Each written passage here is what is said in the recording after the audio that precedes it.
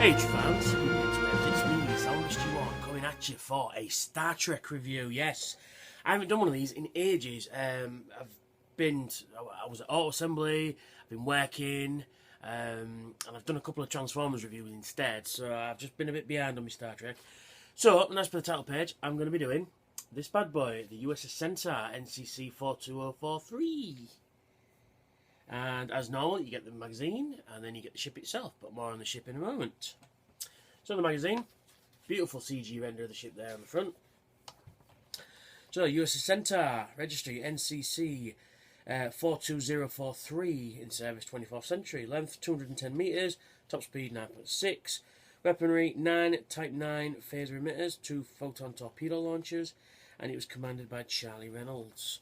And we get a lovely CG render of it there, which is pretty cool. And it goes in, as normal, goes into the history of the ship. So action in the Dominion War.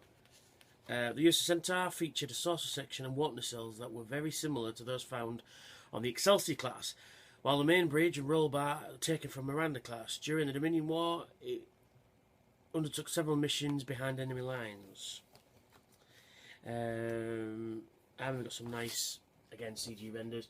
This shot, I believe, they used for the Star Trek fact files, I think, back in 1999. And we've got some more images there. Impulse engines. Yeah, so when Garak was taken prisoner by the Jem'Hadar in 2374, he claimed that he was Kamar, a member of the Cardassian Intelligence Bureau, former Obsidian Order.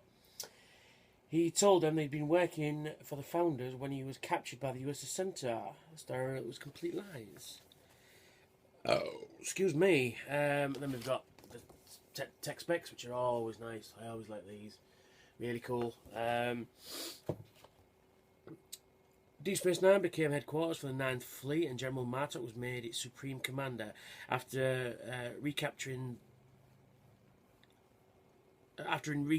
from the Dominion. Vessels assigned to the 9th Fleet include the Akai, the Exeter, the Potemkin, Sutherland, and Martok's bird of prey, the Rotaran.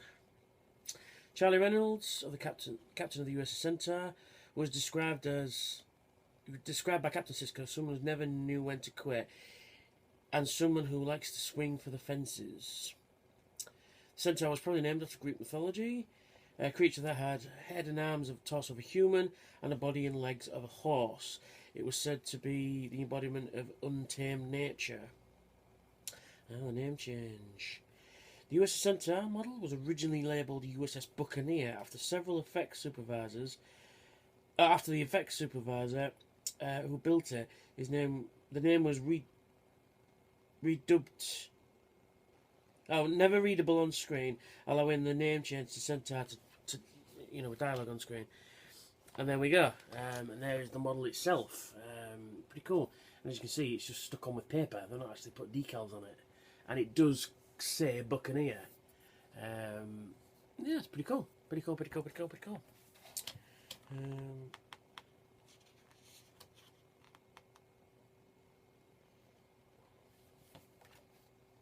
And then we've got more views of the ship itself there, looking rather drab if I'm honest. And you'll notice here that the nacelles are in red. Same effect they use on the green screen. Basically, they didn't have any lights in it, so what they did was they removed those and added visual effects to make it look like the nacelles were lit up, which was cool. UV tape, that's the one.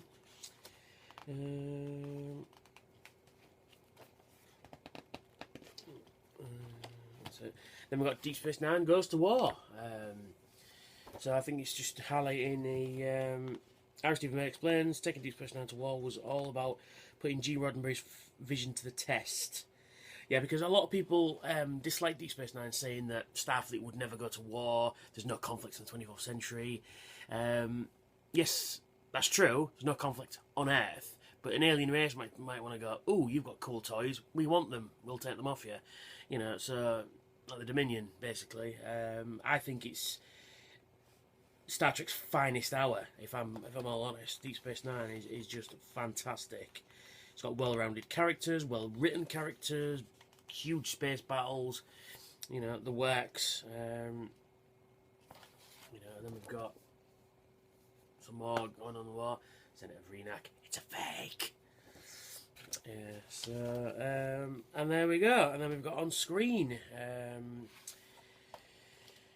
Time to Stand, and first TV appearance Deep Space Nine, first appearance Time to Stand, it's only appearance I believe.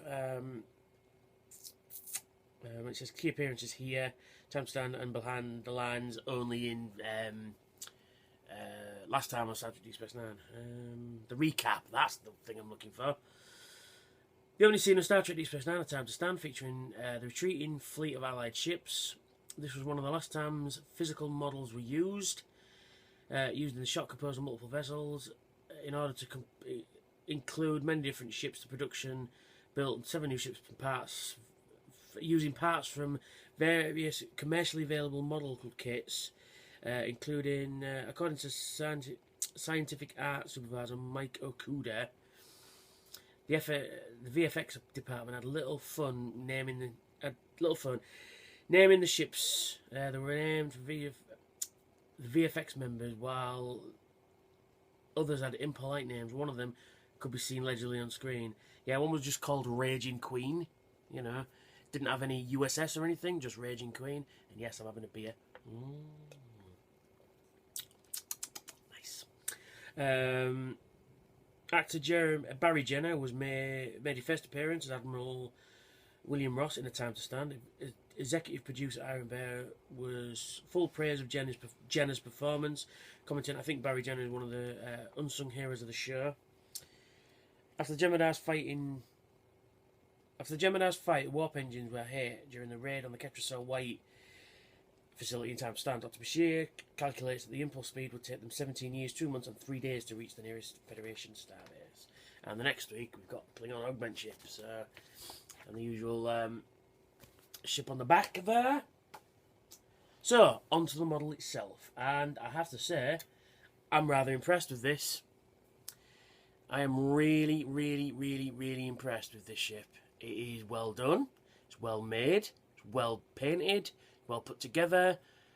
Why couldn't they put this level of detail on the Enterprise C? I don't know. It hasn't got any plastic, clear plastic in the nacelles this time around, but you know, it doesn't matter, it's quite cool. There's no Starfleet pennant, but then there's none on the model. But if me being me, I'd put one on here, there, put it there. But yeah, but that's how it appears in the show. So yeah, you've got all these extra nodules here. You can clearly tell this is a saucer section from an Excelsior class ship. They've even got the shuttle bay stuck on the front there from an Excelsior class ship. It says the main bridge is from a Miranda class, but I can't quite tell. I think it's not. I think it's actually an Excelsior class. You got some extra paint details on there as well. So I'm just comparing it to my Excelsior classes. And then we've got underneath, you've got all this extra paint detail of all these panels in the hull, the Aztecing, the register number's nice. I prefer it if they just do it in black, because the ones with the red outline kind of looks a bit shit. Fucking hell, I need dust in there. Sorry.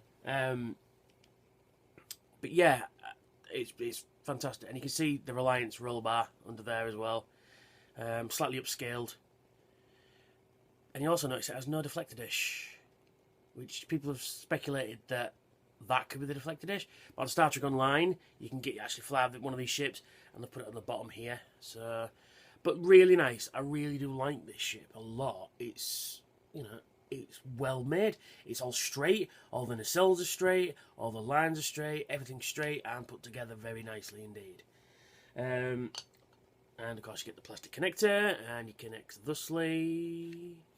It's quite snug on there, because a lot of the time is the models don't quite fit onto the stands, which is a bit of a shame. But you know, but this one does. And we've got USS Centaur NCC-42043, and it connects to the stand thusly, and very nice, very, very, very nice. Now, if you're cherry picking, this is probably a ship that you'll skip over, because it was in one episode, and that's it. But it's a if you just cherry picking Federation ships, definitely pick up. But if you're cherry picking anyway, I'd say pick this guy up. It is a really cool ship. Like I said, just for the level of detail they've put into this one, you should definitely pick this up.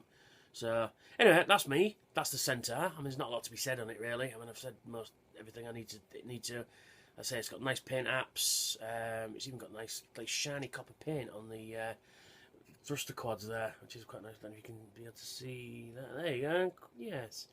But the level of detail on this is phenomenal. I can't wait to see the steam runner, which I'm still waiting for. Hasn't turned up yet. So anyway, yeah.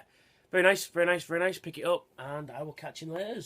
Put that down there before I drop it. Bye for now.